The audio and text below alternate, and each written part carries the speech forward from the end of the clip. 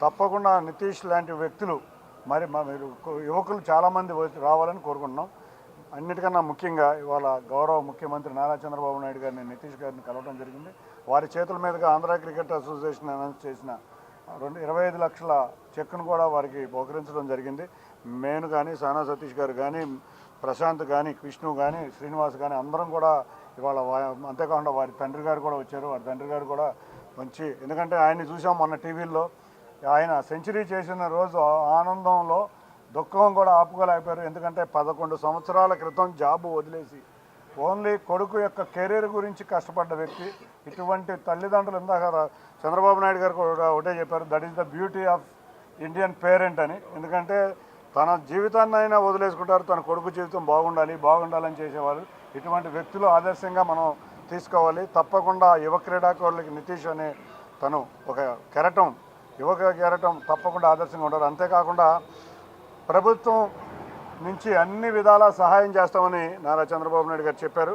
తప్పకుండా త్వరలో క్రీడా పాలసీని ఆలోచించి ముందుగా ఒక ఇంటి స్థలం కూడా కేటాయిస్తామని చెప్పారు. తప్పకుండా దాని ప్రాసెస్లో ఉంది. అవ్వగానే ఎటువంటి ఇంటర్నేషనల్ క్రీడాకారులకు ఎటువంటి ఫెసిలిటీస్ ఇస్తున్నారో తప్పకుండా అవన్నీ కూడా నితీష్ గారికి ఇస్తామని చంద్రబాబు నాయుడు గారు చెప్పారు. తప్పకుండా ఆంధ్ర క్రికెట్ అసోసియేషన్కి ఉజ్వల భవిష్యత్తు ఉంది. ఇటువంటి ఎంతోమంది యువ క్రీడాకారులకు స్ఫూర్తిగా ఇచ్చి ఎంతోమంది రావాలని కోరుకుంటున్నారు.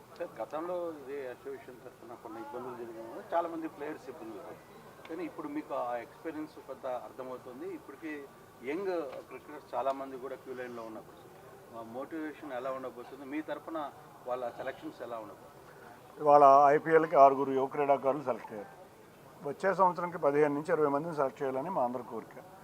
సరే, గతం గురించి మనం ఆలోచించడం వలన మనం ఏం చేయాలి, మనం ఎటువంటి క్రీడాకారులను ముందు తీసుకెళ్లాలనే విధంగానే మేము ఆలోచిస్తాం. మేమంతా ఎఫెక్ట్స్, మేమంతా రాజకీయాలకు అతీతంగా క్రీడలనే ప్రోత్సహిస్తాం. కొంతమంది వ్యక్తులు రాజకీయాలకు అలవాటు పడిపోయి మా దగ్గర కూడా రాజకీయాలు చేద్దాం అనుకుంటున్నారు. మేము రాజకీయాలకు అతీతం, క్రీడాకారులను ప్రోత్సహిస్తాం. క్రీడల్లో రాజకీయాలు ఉండకూడదు అనుకుంటున్నాం. నేనైనా, సతీష్ గారైనా, లేకపోతే ప్రశాంత్ అయినా, ఎవరైనా దీనికి అతీతం కాదు. తప్పకుండా మేమందరం కూడా ఆంధ్ర క్రికెట్ అసోసియేషన్ అంటే క్రీడల్ని స్ఫూర్తిగా తీసుకుని, క్రీడాకారులను స్ఫూర్తిగా తీసుకుని ఎంతోమంది యువ క్రీడాకారుల్ని క్రికెట్లో ఆడే విధంగా కృషి చేస్తాం. Thank you.